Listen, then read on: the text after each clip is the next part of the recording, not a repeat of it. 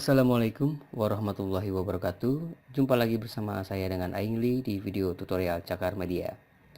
Baiklah, pada kesempatan kali ini saya akan memberikan materi tentang subnetting IP kelas C. Di bagian materi ini saya akan membagi dua pembahasan. Yang pertama untuk memahami terlebih dahulu tentang subnetting, yang kedua adalah cara menghitung subnetting pada IP kelas C. Oke ya, langsung saja. Di bagian materi ini kita membutuhkan beberapa persiapan awal materi. Tentunya di sini Anda dituntut untuk memahami materi-materi yang terdapat di sini, yaitu ada 5 poin materi yang perlu Anda pahami, yaitu memahami kelas IP address, yang kedua memahami tentang ID network dan ID host, yang ketiga memahami struktur bilangan biner, oktat desimal dan heksadesimal, 4. Memahami fungsi router dan operasinya, serta memahami dasar-dasar dari jaringan komputer. Nah, jika kelima poin ini Anda sudah pahami, tentunya akan lebih mudah ke depannya untuk mempelajari tentang subnetting. Oke. Berikutnya, apa itu subnetting? Subnetting adalah teknik memecah network menjadi beberapa subnetwork yang lebih kecil, atau lebih spesifik lagi yaitu subnetting adalah proses memecah suatu IP jaringan menjadi sub-jaringan yang lebih kecil yang disebut dengan subnet. Subnetting digunakan oleh pengelola jaringan komputer untuk memudahkan dalam mengelola jaringan, seperti melakukan alokasi IP address sesuai dengan kebutuhan jaringan. Dan prosedur subnetting sendiri dilakukan dengan memakai nilai CIDR atau prefix ya, Classes Interdomain Routing. Nah, pembahasan CIDR ini nanti kita akan bahas di materi berikutnya. Ya, jika Anda sudah paham apa itu subnetting, sekarang saya akan coba memberikan sebuah analogi dengan jalan ataupun kampung. Nah, di sini analogi subnetting dengan menggunakan tanpa subnetting, artinya analogi jaringan tanpa menggunakan subnetting atau belum menggunakan subnetting. Seperti ini, Jalan Raya Cipayung, di mana Jalan Raya Cipayung ini adalah jalan raya utama, yang dimana jalan raya utama ini berfungsi sebagai jalan raya yang memiliki akses jalur ke kota, akses jalur ke daerah. Oke, di sini terdapat rumah-rumah warga, yang dimana rumah warga ini bersampingan dengan jalan raya atau yang berada di pedalaman tentunya. Seperti ini juga. Nah, di mana rumah-rumah warga ini memiliki nomor rumah atau nomor-nomor identifikasi ya, kalau di dalam sebuah jaringan nomor IP address.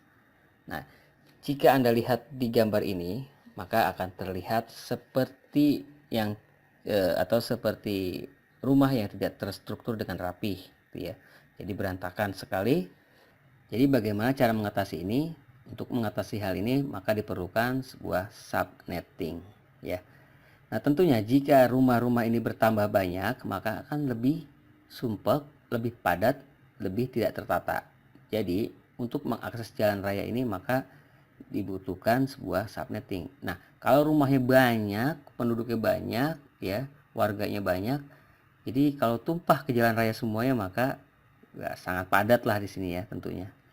Nah, ini untuk analogi tanpa subnetting dengan analogi perumahan. Nah, berikutnya lagi di sini saya berikan gambaran analogi menggunakan jaringan komputer.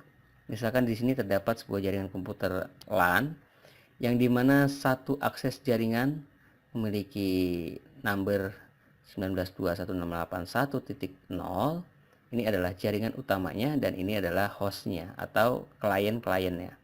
Nah, di mana klien-klien ini membutuhkan jalur utama ya untuk mengaksesnya. Nah, jika jalur utamanya macet, ya kenapa macet? Karena semuanya mengakses jalan utama ini, ya.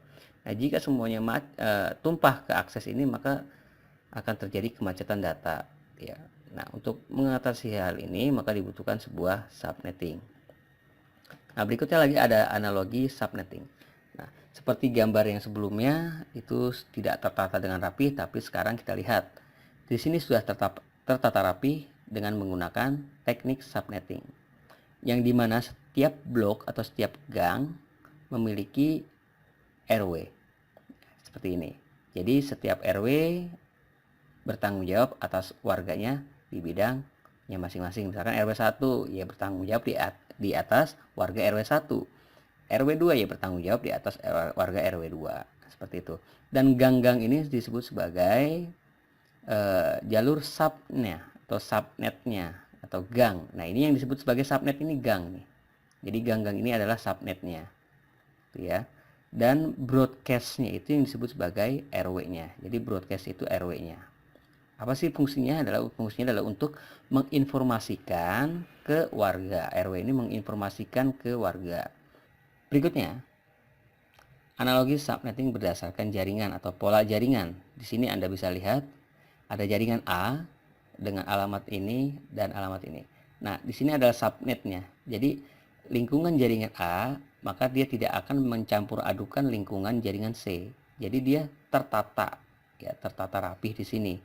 Nah, untuk mengakses jaringan internetnya di sini dikatakan sebuah jaringan internet ya. Alamat jalan raya ini ya, jalan raya ini adalah jaringan internetnya. Maka dia harus melalui jaringan ini terlebih dahulu. Jadi tidak bisa langsung kemari. Jadi dia harus melalui ini dulu. Mari baru kemari. Ya. Sama hal dengan juga dengan jaringan-jaringan yang lainnya. Dia tidak bisa langsung ke jalan utama, tapi dia harus melalui subnetnya terlebih dahulu. Untuk apa? Agar lebih efisiensi. Nah, untuk seorang administrator jaringan, ya, tentunya ini hal yang sangat lebih mudah untuk mengidentifikasi berbagai macam permasalahan. Misalkan dalam jaringan ada kerusakan, maka dia tinggal melihat jaringan subnet mana yang rusak. Jadi dia tinggal mencari, oh ternyata jaringan subnet yang ini yang rusak. Maka dia harus mengatasi jaringan yang A ini. Nah, kalau tadi kita lihat jaringan yang semeraut itu, untuk mengidentifikasi masalahnya itu akan terasa sangat sulit sekali. Nah, untuk hal ini ya, membangun sebuah subnetting ini keuntungannya adalah di sini. Agar lebih mudah mengidentifikasi permasalahan yang terjadi pada setiap jaringan. Oke, berikutnya lagi. Seperti yang saya sudah singgung tadi, apa itu CIDR? Contoh di sini adalah contoh IP dengan CIDR 24. Nah, yang dimaksud dengan CIDR itu adalah Anda bisa lihat IP ini. IP ini adalah 19.2.168.1.1 dengan standar slash 24. Nah, yang dimaksud dengan CIDR adalah 24 ini. 24 ini merupakan nilai CIDR atau prefixnya. Apa sih nilai CIDR itu? Angka 24 CIDR ini merupakan indikator dari nilai subnet mask. Jadi ketika Anda melihat IP ini, maka Anda sudah bisa melihat bahwa IP ini memiliki subnet mask 255.255.255.0. Ya, kenapa seperti itu? Karena ini merupakan hasil konversi dari bilangan biner. 8 angka ini didapat dari mana? 8 angka ini didapat dari nilai maksimal binary. Ya, nilai maksimal binary. Nilai maksimal binary itu bisa kita lihat di sini.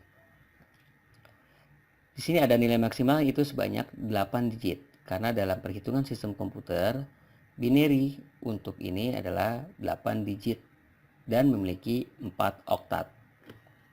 Di sini terdapat 8 digit maksimal, 1111 terdapat 8 digit, maka jika dikonversi ke dalam bilangan desimal maka akan menghasilkan nilai 255. Dan di sini juga terdapat 8 digit penuh, maka akan menghasilkan nilai 255. Dan di sini juga terdapat 8 digit penuh, maka akan menghasilkan nilai 255. Dan di sini 0, maka akan menghasilkan nilai 0.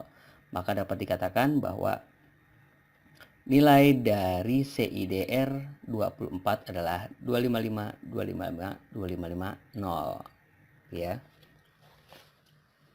Berikutnya lagi. Nah, bagaimana jika CIDR berikut? Kalau tadi kan CIDR-nya adalah 24. Nah, bagaimana jika CIDR-nya adalah 26?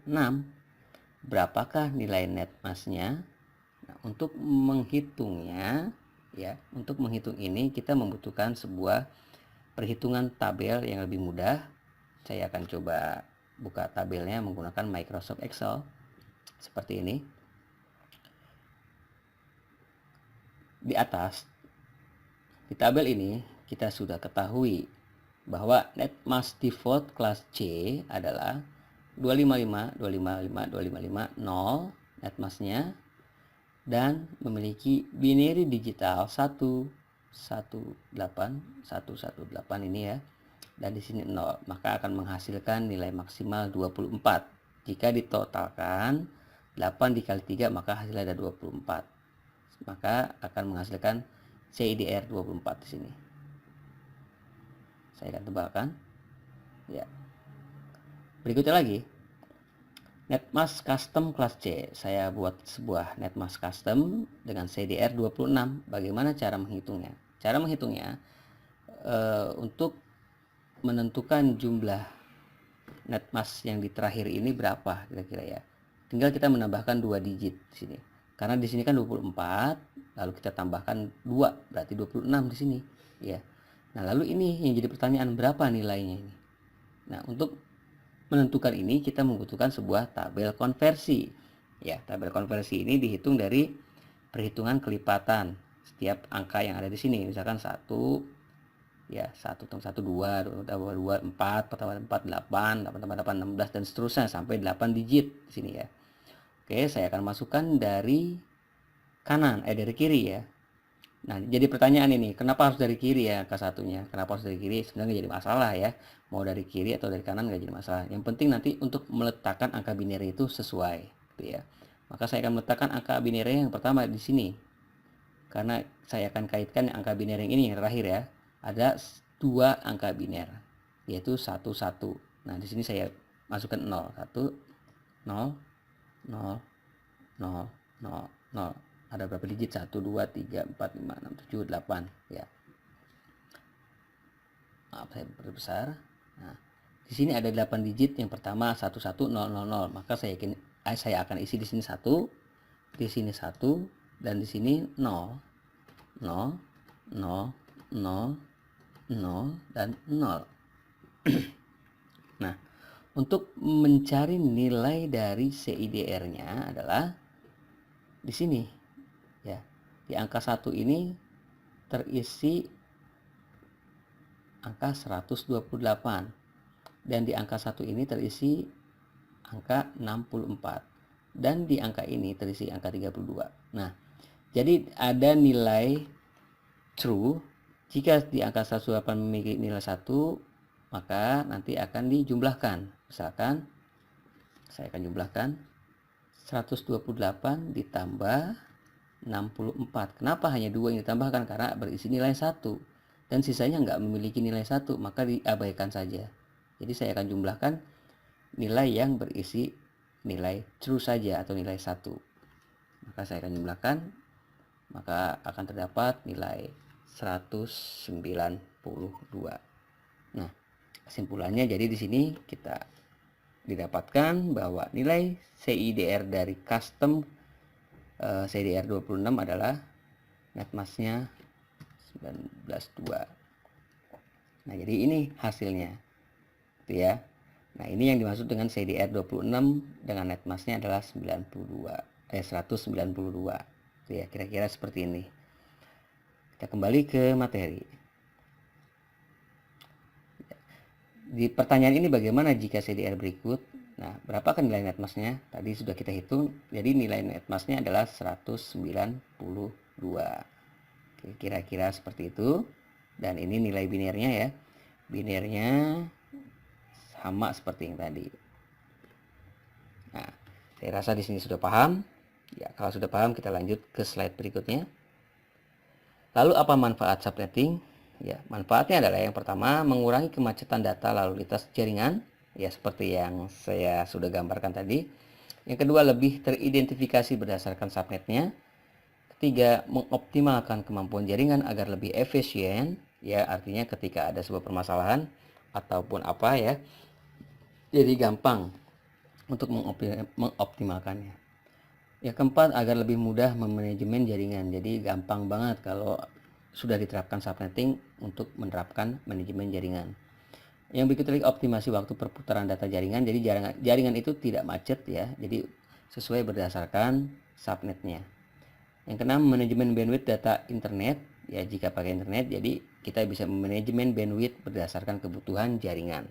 Jadi kalau ada internetnya, misalkan mendapatkan di dalam jaringan mendapatkan internet sebesar 10 mega, maka kita akan bisa membagi-bagi 10 mega itu ke berbagai jaringan sesuai dengan kebutuhannya. Nah, itulah yang dimaksud dengan manajemen bandwidthnya. Nah, itu manfaatnya. Berikutnya lagi, lalu apa tujuan dari subnetting ini? Nah, untuk konsepting tujuan subnetting itu biasanya kita dituntut untuk mencari jumlah subnet ya. Untuk kelas C berapa subnetnya yang didapatkan gitu ya. Mencari jumlah host per subnet. Jadi mencari jumlah host yang didapat per subnet itu berapa sih gitu ya. Terus berikutnya lagi menentukan blok subnet. Yang berikutnya lagi menentukan alamat host dan broadcast yang valid. Nah, keempat ini biasanya selalu muncul dalam pertanyaan subnetting. Ya, untuk apa sih kita mencari subnetting? Ya ini, mencari jumlah subnet, jumlah host, blok subnet, alamat host, dan broadcast.